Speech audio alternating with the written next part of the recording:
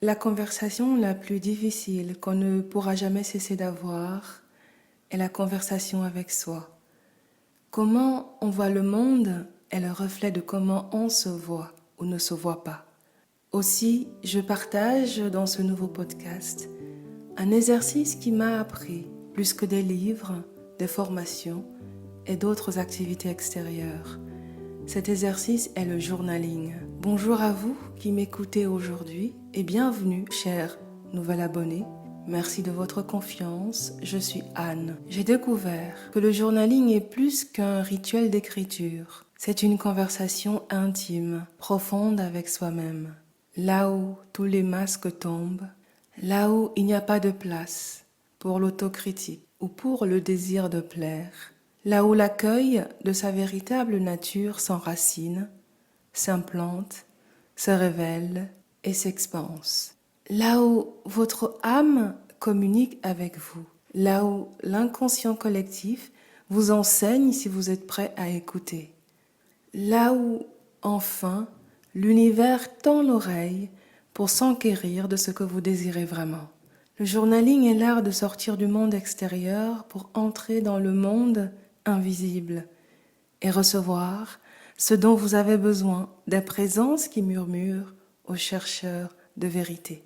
S'asseoir, prendre une feuille, un stylo et quelle que soit l'envie, le rêve ou le problème, commencez à le vivre d'abord par écrit pour découvrir les émotions que le sujet du jour challenge en nous inconsciemment et nous demande d'accueillir, de laisser passer à travers nous jusqu'à leur libération du corps, pour enfin imaginer les émotions qu'on préférerait assimiler, connecter au sujet en cours d'exploration via le journaling. Le journaling est probablement le langage le plus puissant de l'amour de et pour son corps. Le livre de Gary Chapman, Les 5 langages de l'amour, est unique en ce sens que nous pouvons reproduire cet amour pour notre corps avec les mêmes 5 langages. Les moments de qualité pour moi sont le journaling. Écrire mes pensées, oui, mais pas que. J'en parlerai plus longuement dans un podcast à venir dédié à l'amour du corps. Le rituel d'écriture me permet d'entrer dans le futur, de réorienter tous mes sens vers l'intérieur, de me couper du monde et de commencer à lire comme si mon corps était un écran. Comment le journaling peut vous aider concrètement? Premier impact positif, créer des rendez-vous avec soi offre l'opportunité d'observer les pans de sa vie qui sont des trigger points, ces fameux points de déclenchement de peur, d'angoisse, de doute ou d'anxiété. C'est aussi prendre le temps d'explorer et de reconnaître comment 80% des choses négatives anticipées ne sont pas arrivées. Deuxième avantage du journaling, c'est l'espace de liberté qu'on a si on choisit de créer le temps pour apprendre une autre voie, procéder différemment et aller là où personne ne va par peur. Troisième effet du journaling, c'est l'opportunité d'exploiter sa peur du rejet ou de trahison ou d'abandon ou de solitude et même la peur de mourir seul, pour apprendre à arrêter de se prendre au sérieux et enfin commencer à vivre. J'ai vécu ces peurs et ces blessures. Et vous savez ce que j'ai trouvé au bout? J'ai trouvé la liberté d'être soi et de jouer le jeu de la vie avec simplicité et humour.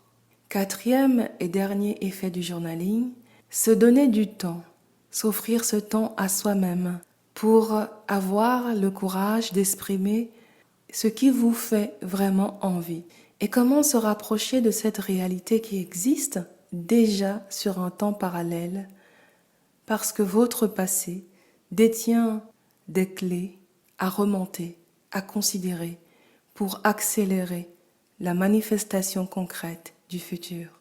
Le journaling m'a permis de découvrir pourquoi je n'arrivais pas jusqu'à présent à rompre avec les sucres. Le podcast Rompre avec les sucres sera publié d'ici 1 mois si ce sujet vous intéresse. Le journaling est un exercice intégral quand vous y pensez. Il engage tous les corps, à commencer par le corps physique. On écrit à la main et on bouge. On peut avoir envie de faire une pause, se lever, se dégourdir les jambes pour mieux revenir. Le journaling implique le mental. Par l'attention et la concentration, on écrit avec sérieux, comme si on allait rendre une copie. Et plus on progresse ou continue à écrire, plus on commence à reconnaître ce qui autrefois était dans le subconscient et ne nous servait plus. Toute cette concentration intense fait donc qu'on va provoquer des connexions avec le supramental et recevoir plus d'intuition. Le journaling engage aussi les émotions. Ce que vous écrivez accentue vos émotions.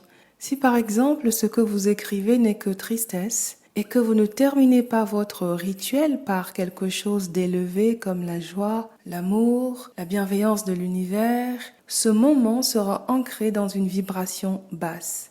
Tentez cette expérience. Pendant les 40 prochains jours, 4 fois par jour, dites « Je suis tellement heureux » ou « Je suis tellement heureuse ». Recitez juste cette affirmation autant de fois que possible par jour. Continuez et vous verrez que dès le 10e jour, vous aurez de nouveaux réflexes. Le mental dira « Tiens, pourquoi il est heureux ?» Et comme vos émotions, ces petits habitants invisibles, seront hautes, tous les corps s'aligneront sur cette affirmation et de plus en plus, le corps vous montrera en image pourquoi vous êtes heureux.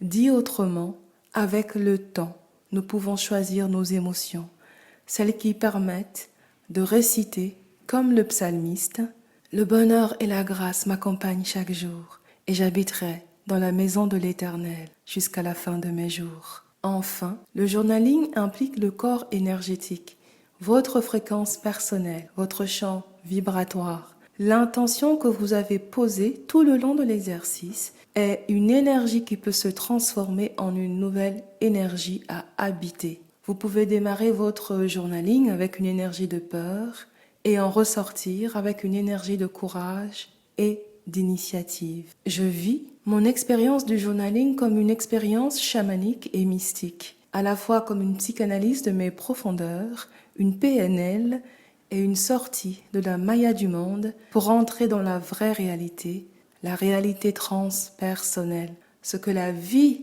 désire vivre à travers moi. Ce n'est pas une performance, c'est un espace-temps dans lequel on est invité à être le plus vrai possible, le plus nu possible, un moment où la conscience est invitée à faire irruption dans la personnalité. J'ai découvert aussi que quand les 4 corps, physique, émotionnel, mental, énergétique, travaillent ensemble, au même moment, tout ce qu'on fait de vrai, de juste, de joyeux, à ce moment-là, est déjà accompli. Cela devient un sprint quantique, un flow inédit, une osmose entre le corps, le soi et l'esprit du soi, communément appelé le plus grand que soi. Enfin, ce que je ne cherchais pas dans le journaling et que j'ai trouvé est le reframing, l'art de reformuler les choses afin que la vérité soit supérieure aux faits. L'opportunité d'exhumer les peurs pour créer plus de liberté intérieure et apprendre à œuvrer dans le monde à partir de ses intuitions et de ses rêves. Et partant, apprendre à mourir fréquemment pour embrasser l'identité dont notre futur a besoin.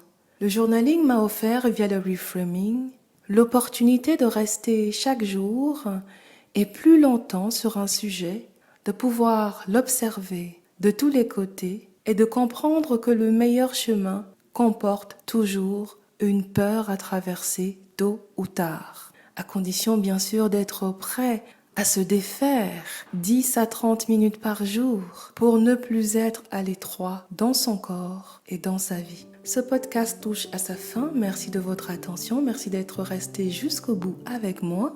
Je suis Anne Goagbe, Education Futurist. Belle fin de journée et à bientôt.